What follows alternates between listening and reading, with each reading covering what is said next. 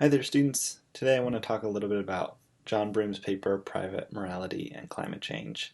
Obviously, I wanted to do this on Friday, but apparently I was too sleep deprived at the moment to do it, so I apologize about that. Uh, I'm gonna run through some things here, and we'll talk about the paper a bit more on Monday in class. But I did want to sort of give you a rough idea of the Broome's argument before then. All right, so before diving in too much, I want to sort of set the scene a little bit, just, take stock of where we're at, where we're going. So, this final section of the course, I think of as maybe about, in a way I've talked about it as being about climate change, but I think one thing that climate change raises, maybe I talk about here, so I have future generations is the group that I'm talking about here, but maybe just the thought is like other humans and future generations of humans. The climate change problem is a problem for animals, it's a problem for the environment, it's a problem for sort of all of these, uh, for all these sorts of reasons, but um, we don't even need to talk about animals or the environment in order to get the conclusion that we should probably be doing something about climate change. So um, this last unit's thinking about people, people who are living now, people who are living in the future. What do we owe to them? The first paper we looked at here was about consequentialist, a sort of consequentialist view. Walter Sinnott Armstrong's paper. I think Sinnott Armstrong's a consequentialist, a utilitarian. He thinks, you know, when we emit greenhouse gases, our individual emissions are so small, there's not a significant harm or that occurs, and so we don't have an obligation to reduce our individual emissions. The obligation we have is to do the thing that's actually going to have a significant impact, which is to reduce our to change the laws so that the government addresses the problems associated with climate change. Then we talked about Harlequin's paper. Harlequin's more of a virtue ethicist, right? She thinks, yeah, we've got this obligation to bring about these good consequences, but that plus the virtue of something like integrity is going to make us committed to changing our own behavior too. We can't just expect other people or the government to change without changing ourselves. And then finally, we're going to look at Broome's paper today, and Broome's more of a deontologist. He thinks that the obligations that we have to other people are not just obligations to sort of bring about the best consequences, not just having certain virtues, but rather he thinks, making sure that we don't harm anyone, and or if we do harm people, then we compensate them. So there's a kind of the ideas of like fairness are important here. And again, his theory is sort of like backward looking, right? Did you harm anyone in the past? Okay, you've got to make up for it. So that's Broome. His focus then, as I've sort of suggested, is that is not on the government action, right? He acknowledges that solving the climate change problem is going to ultimately depend on government action. But here in this case, he's just going to discuss our duties as private individuals, not our duties as citizens. What's his thesis? His thesis is that we're obligated either to reduce our net greenhouse gas emissions to zero or to compensate those who are greenhouse gas emissions harm. More specifically, he's going to recommend that we reduce our net emissions to zero by offsetting those emissions. So the question, sort of the big question, I think, sort of that we should be thinking about or keeping in mind as we're going through the paper is this question: are we morally obligated to offset our greenhouse gas emissions? Are we going to be convinced? Is Broome's argument convincing, or do we think there's a problem with the argument that we want to push back against? That's something, sort of the main thing to keep in mind. And you might just register what do you think going in, and then when we get to the end, have you changed your mind at all about that? Okay, so how does Broome argue for his thesis? I'm going to give you the first part of an argument now. We'll come back to this argument at the end.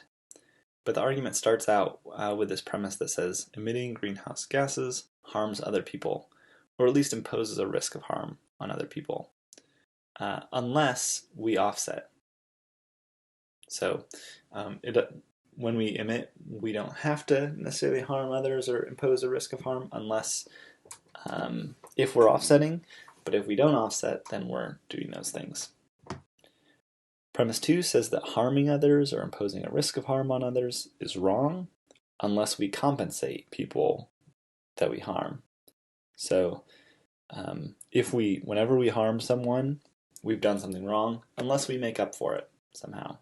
Now there might be some kinds of things that we can't make up for, but maybe if I steal $10 from you now, and to make up for it I pay you $20 tomorrow, you might think, John hasn't treated me unjustly because he's compensated me for the harm that I did. Of course, there might be something like really important you need today for $10, and me giving you $20 tomorrow isn't going to compensate for that. That's a worry that we want to keep in mind. But assuming that the situation isn't one like that, it does seem like we can compensate people for the harms that we've caused them, and in doing so, sort of nullify or undo any injustice that we've done in the past. And then the conclusion, at least the first conclusion here, is that emitting greenhouse gases is wrong unless we either offset our emissions or compensate the people that we harm, or the people on whom we're imposing some sort of risk of harm. So we can't emit greenhouse gases unless we're doing one of two things: offsetting those emissions or compensating the people we harm. That's the claim that Broome's making. So the first thing we want to sort of do is consider support for premise 1. Why I think that emitting causes harm. Here Broome says the average person from a rich country born in 1950 will emit about 800 tons of carbon dioxide in a lifetime. So that turns out to be a lot. And here the metric ton is relatively similar to the imperial ton, so there's no significant difference there. Just sort of for a sense, I think sometimes like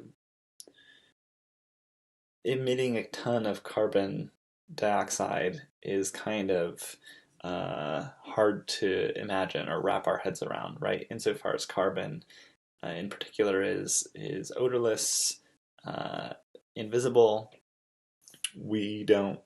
it's hard to like sort of think about what we're really doing. And so here's an image and a series of images from carbonvisuals.com that tries to sort of capture this sense for like, well, what does it mean to emit a pound of CO2 or a ton of CO2 or that sort of thing. So here's an image of a pound of CO2 gas emissions, and this square is the amount of emissions from 1 gallon of gasoline. As we move to this image, we're getting an image of the amount of emissions that people emit in a day in a variety of countries. So you'll notice that the people in the United States tend to emit more than people from other countries. In fact, twice as much, right, as people in the United Kingdom. Maybe 3 times as much as people in China. 3 or 4 times the world average, right? So maybe 10 times what people emit in India. So clearly, right, the people in the United States are emitting more than people elsewhere. And you might think of that in and of itself as a kind of injustice. That's not the injustice that Broome's going to focus on, but you might keep that in mind. A metric ton is about the size of this house here, filled with carbon dioxide gas. And then if we look at about the emissions that we produce in a year, we would get this column on the left, people in the United States. So again, the sort of you can see the U.S. compared to people in these other states, and the sort of rate is the same as before, right? This is just in a year. The other one's the average for a day. Of course, the proportion should stay the same. So we get this quote from Broome that says, on the basis of the World Health Organization's figures, it can be estimated very roughly that your lifetime emissions will wipe out more than 6 months of healthy human life. Now, obviously, this is a complicated calculation going on here. I'm not saying that most people kill someone 6 months before they were going to die, but rather they sort of total up the amount of emissions that people produce. They total up the amount of life that's expected to be lost as a result of climate change. So for every X number of emissions, we expect it to have these sorts of impacts and producing this much loss of life. And then they're saying, like, so if you're emitting over 800 tons in a lifetime, how much is that total? And we get this figure of 6 months of healthy human life.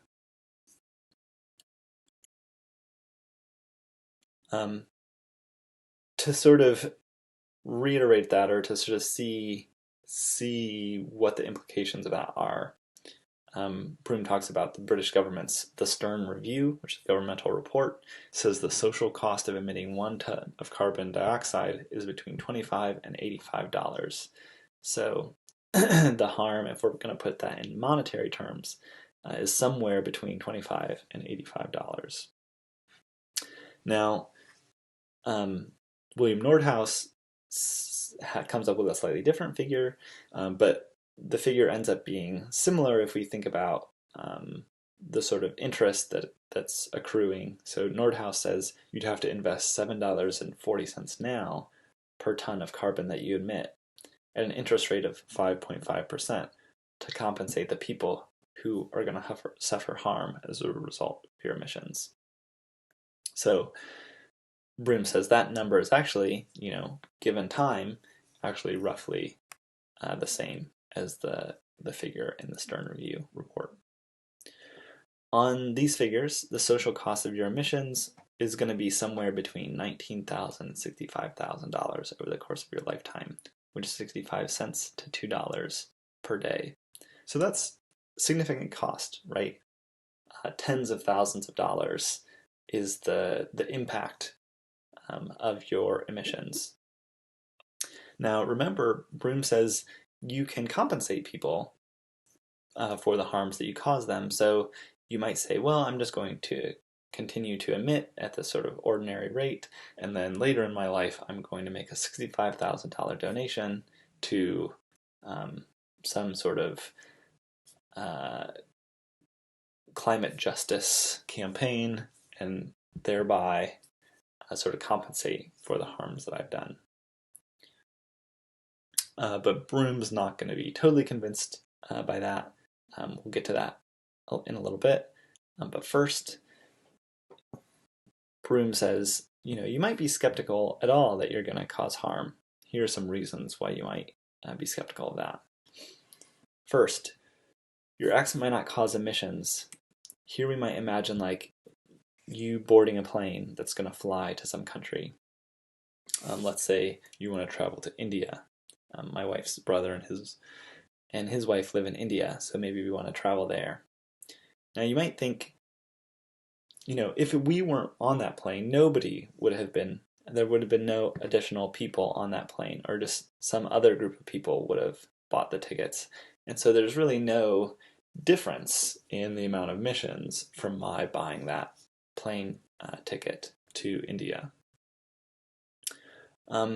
Now, Broome's going to have some things to say about that, right? As demand increases, they're going to add additional flights. And so, although maybe that particular act didn't increase emissions, when they increase the number of flights to India, that will increase emissions. So that's one thing to say about the plane case. But, if the plane situation seems too complicated, or you think maybe I'll luck out. The car situation is different. Right? You're definitely you're driving your car around, unless it's an electric car or something like that. Of course, even electricity production is oftentimes producing greenhouse gas emissions. But if you have a car that uses gasoline, you're going to emit CO2. So there's no maybe my car won't emit CO2. It's definitely going to do that. Number two, your emissions might not cause harm. So another way you might think you won't cause harm is you might say, yeah, sure, I'm going to emit stuff out of my car, but it's not going to cause any harm. Right? So if there's a flood, right, my emissions aren't going to make the flood waters like a little bit high enough to cause any more significant damage than they would have caused otherwise. Right? They're not going to raise the global warming temperature just minuscule a bit enough that someone dies who wouldn't have otherwise died. The thought is those emissions are not going to cause any significant harm at all there. And we'll talk a little bit about that in a second. Three, the harms might be inevitable. So when we might think, oh, we're already screwed. Like we've already done too much. The planet is going to get wiped out, and it's going to be a disaster. There's no salvaging it, so I might as well live it up, right? And here Broome says, well, if you grant that you're going to contribute harm in some way, as long as we get that claim, then when you emit, you're going to speed up how quickly the world ends, and that would be bad, right? So even if it's true the world's going to end as a result of climate change, or life on Earth is going to end as a result of climate change, well, at least you could slow it down a little bit. So we should talk a little bit about two, right? Your emissions might not cause harm. So here's the sort of the argument. If you live in a rich country, your contribution over your lifetime is 0.5 billionth of a degree. Nobody is ever going to notice it. So the thought is, my contribution to global warming in particular is very small. Nobody's going to notice that difference, and so it's not really going to cause any harm. Broome's response is that a lot of really small, imperceptible harms are going to add up to a serious harm. So one way I like to illustrate this point is with an example from philosophy. I forget who exactly gives this example, but they imagine some people some robbers sort of going through a town, and everyone in the town has 80 beans, and there are 80 robbers, and each robber takes 1 bean from each person. So on its own, right, one robber going through just reduces the number of beans that someone has from 80 beans to 79 beans. And so that's really an imperceptible harm. But if there are 80 robbers that all go through and take 1 bean from each person, then it turns out that the people in that village are going to have 0 beans. And you might ask, like, well, which person was it that caused the serious harm? And in a way, the answer would be like, well, we can't point to any particular person who caused that harm. But each of them caused this really small harm. And we think that what they did when they caused that really small harm, although those harms were imperceptible, they were still significant.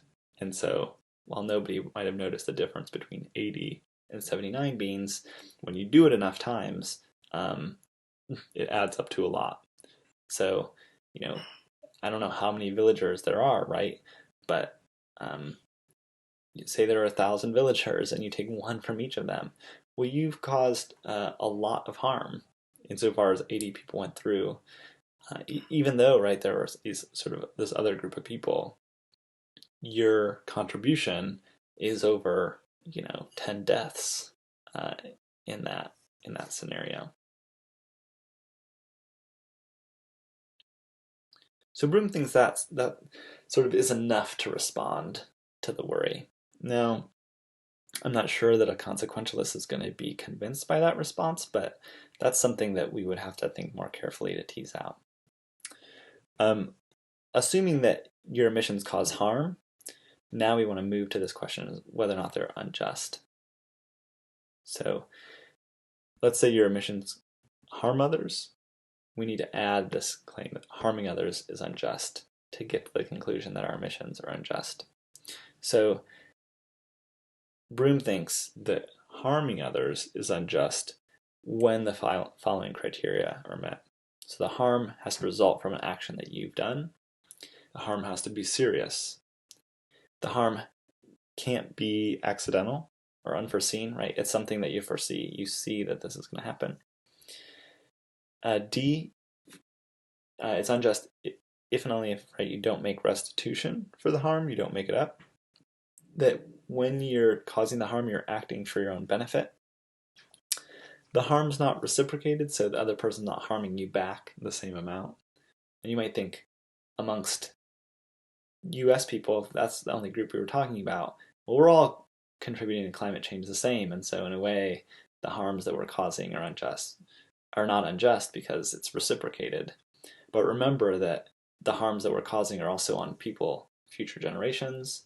We're also causing harm on people who are in poorer, less well-off countries that aren't causing as much emissions, right? Consider India. Right? People living in India are not causing the same amount of emissions, so they're not reciprocating the harm on US citizens.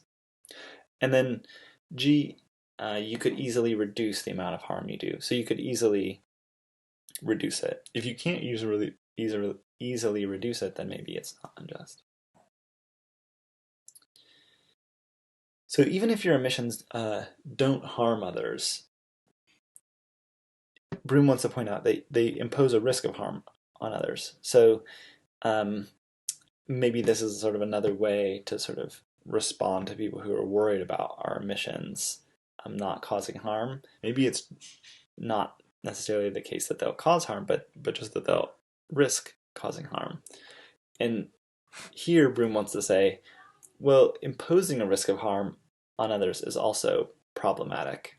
So either it's unjust in and of itself to impose a risk of harm on others, and that injustice is wrong, or imposing a risk of harm on others risks being unjust, and risking injustice is morally wrong. It's hard.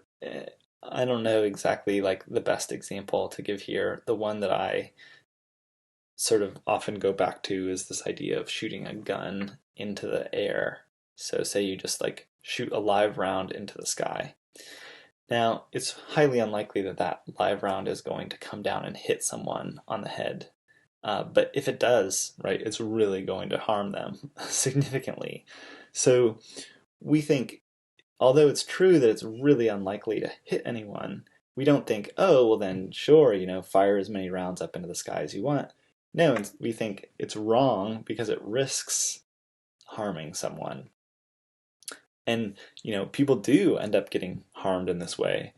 If you look this up, you'll find scores of people who are injured by bullets falling from the sky. So that behavior, the shooting the bullets into the sky, is wrong either because it's unjust in and of itself or because it risks committing an injustice.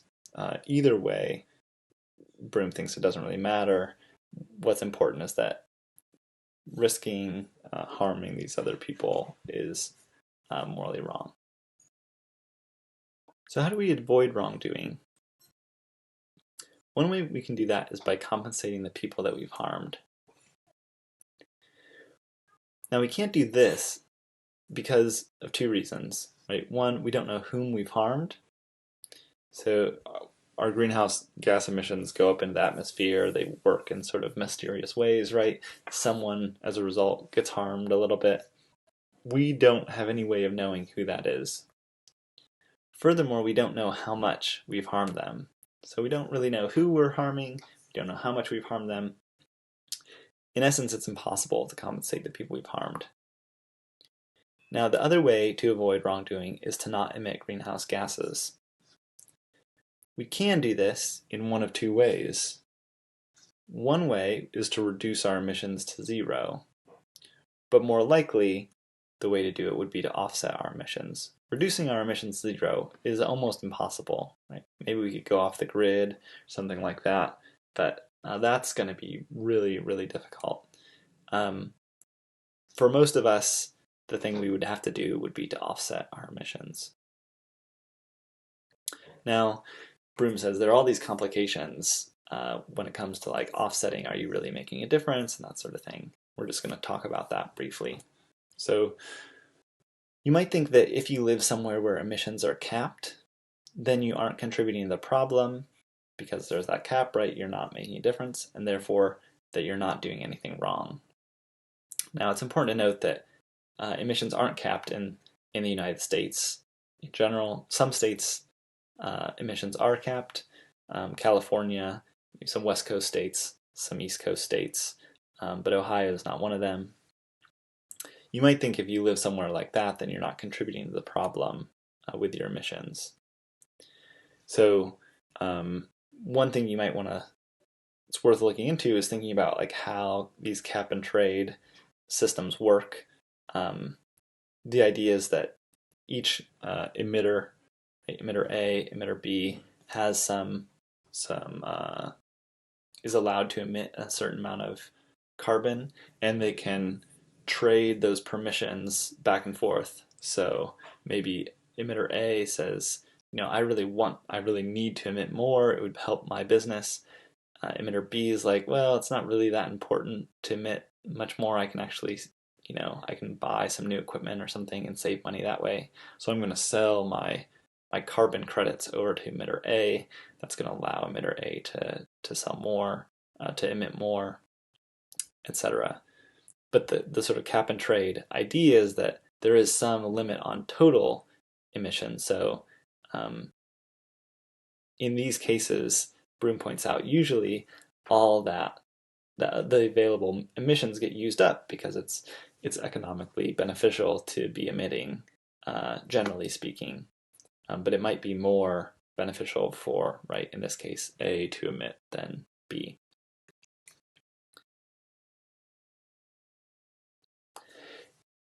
Now, in response to this, Broome says, if you live somewhere where emissions are capped, then you aren't contributing additional emissions, right? There's no more emissions that would be emitted if you weren't emitting. Sorry, any fewer if you aren't, because somebody else will pick up the slack, right? But the point is that you are contributing to the problem since the relevant emissions are coming from you rather than from someone else. And for Broome, what's important isn't just the total amount of emissions. That's sort of like a consequentialist view. For Broome, what's important is like, who's doing the emitting? Is it you or is it someone else? And to show why there might be cases where it's wrong for me to do something, even when it doesn't make a difference, he gives this example of Jim. So Jim's traveling in a lawless country when he stumbles across a soldier who's about to execute a peasant. Right? The soldier says, "Hey Jim, I'll pay you a fee if you execute the peasant instead of me.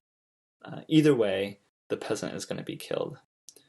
Should Jim, Broome asks, accept the fee and kill the peasant? Now, if you're a consequentialist, you think, sure, the peasant's going to die anyway, so Jim might as well go ahead and do it. He gets the fee, maybe he could spend that money in a good way, a way that would be better for the world than the soldier would spend it. Should Jim accept the fee? Of course, we don't think that that's right. We think, no, Jim shouldn't accept the fee, he shouldn't kill the peasant. And the reason is because it matters who does the thing. We don't want blood on our hands. And it's not just that we don't want it, we think there's something wrong with killing other people, even if those people are going to be killed, sort of regardless. So the upshot for Broome is that if promoting the good was the only thing that mattered, it wouldn't be wrong for Jim to kill the peasant, but because justice also matters, it is wrong. So when we think back to the cap and trade setup, right, just as it would be wrong for Jim to kill the peasant, even though the peasant will inevitably be killed, It's also wrong for us to emit greenhouse gases, even if the same amount of greenhouse gases are inevitably going to be emitted. So again, Broome's interested in justice. He's not interested just in consequences, and he thinks it's unjust for us to cause emissions and harm others. Even if we don't, say, are not doing that, those emissions will cause somebody else to cause an injustice. Well, that's for them to deal with, right? At least we don't have the blood on our hands, so to speak. So what is offsetting? How does the system work? So Broome says, if you offset, on balance you add nothing. Offsetting doesn't remove the molecules that you emit, but the climate doesn't care which molecules are warming it. So the thought is you drive around and emit some CO2, but when you buy offsets, emissions are reduced somewhere else in the world the equivalent amount. And so as a result, your impact, what you're adding, is a net zero. There are two ways we can do this. One way to offset is to subtract carbon from the air. So this we kind of think of as like, well, I'm emitting, but I'm going to take the things that I emitted back out of the air. One way to do this is by planting trees. It's important to note in perpetuity, right? If you plant a tree and then burn it, well, the carbon that was captured by the tree is just now in the air again. But if you keep planting trees and burying them, then the carbon gets stored in the earth, and it's not going up into the atmosphere. Two, you could finance projects that diminish emissions somewhere else in the world. So here you're not actually taking carbon out of the air, but you're reducing the amount that other people are putting into the air. One way to do this would be to support the construction of a wind farm, or something like the installation of energy-efficient stoves in Africa and Asia. So in those places, you might have people just burning wood in order to get their energy to heat their food and that sort of thing. But that's going to produce a lot of emissions, whereas if you install an energy-efficient stove, that's going to significantly reduce emissions when you're preparing food and that sort of thing. So, right, that's emissions that would, if you weren't around, right, those emissions otherwise would have happened. And so when you pay to install the stove, you're reducing emissions by whatever the difference is. There's a little video here that I'll show you. Heat your home or use electricity. These activities produce carbon dioxide and other greenhouse gases that contribute to climate change. As well as taking steps to reduce these harmful emissions, you can offset what remains through climate care. Use our simple online calculators to discover your emissions from flights, car and home, and pay climate care to reduce the same amount elsewhere through our award-winning projects. These not only reduce carbon dioxide and other greenhouse gases, but can also bring benefits to local communities and wildlife. Work out your carbon emissions and go climate neutral at www.climatecare.org. So there's a video from one sort of offsetting group, Climate Care. TerraPass is another one that's pretty popular. I think Green Mountain Native Energy is another one. So there are a bunch of groups that do this, and so a lot of places to choose from. In your homework, I think I had you calculate, right, the amount of carbon emissions tons of carbon emissions that you emitted regularly, sort of over the course of a year, I guess. And so that you already have that number, right? You know what that is. And so if you're so motivated, you know how much Broome thinks you should be offsetting. Now before you go and offset, you might say, whoa, I've got some objections to offsetting. I think it's merely supererogatory. I don't think I really have to do it. So we're going to look at 3 objections here. First objection. You might think you could do more good in the world by doing something else. For example, you might say, if I donated my money to one of GiveWell's top charities, then I could actually save more life than I could by offsetting my emissions. Now, Broome's willing to grant that that might be true. Right? Maybe you could save more human life by donating to one of these top charities rather than offsetting your emissions. But his response is that doing that isn't going to satisfy your obligation not to harm others without compensating them. So remember, the obligation is a duty of justice, not a duty to maximize happiness or to maximize utility. So this kind of objection is coming from a consequentialist, and Broome saying, basically, I'm not a consequentialist, right? He gives this nice example, right? He says, you can't make up for stealing $50 from one person by giving $100 to someone else. That seems right, and I think that's sort of the problem with this kind of objection. The objection says, well, just spend the money over here, do this other good thing. And Broome's saying, no, you've got to first make up for the harm that you did to the particular people, and offsetting is going to be the only way to do that. Number two, you might think offsetting is morally dubious. We don't think it's permissible to pay others to take care of our toxic waste for us, right? Whether as individuals or as a government. So we shouldn't think that it's permissible to pay others to take care of our greenhouse gas emissions for us. Again, Broome has a response to this. So he says, it's not permissible to pay others to take care of your toxic waste, because when you do that, you harm them. So basically, you're paying them to suffer some harm, which is morally suspicious. But when you pay someone to take care of your greenhouse gas emissions, you're not harming them, right?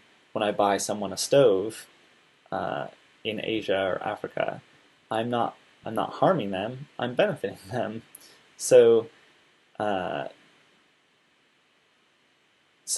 there's no sort of worry that when we're paying others to take care of our toxic waste, that we're doing something unjust to those people who are taking care of that. And then finally, you might think offsetting delays progress on climate change because it gives governments cover to do nothing. Right? The more that we offset, the less that governments feel like they have to do. Broome's response to this, I think again this is a kind of consequentialist sort of objection, but Broome's response is going to be to go back to the deontological intuitions that he's been using all along, right? He says governments have an obligation to solve the climate change problem. That's an obligation that they have, but private individuals aren't obligated to get them to meet that obligation. Really, he's trying to say, we're not here to manipulate the government into doing the thing that they need to do. The government has to do that. We should contribute to helping the government do that by voting and things like that. But these sort of complicated consequentialist kinds of projections about, well, how does my behavior here influence the government over there?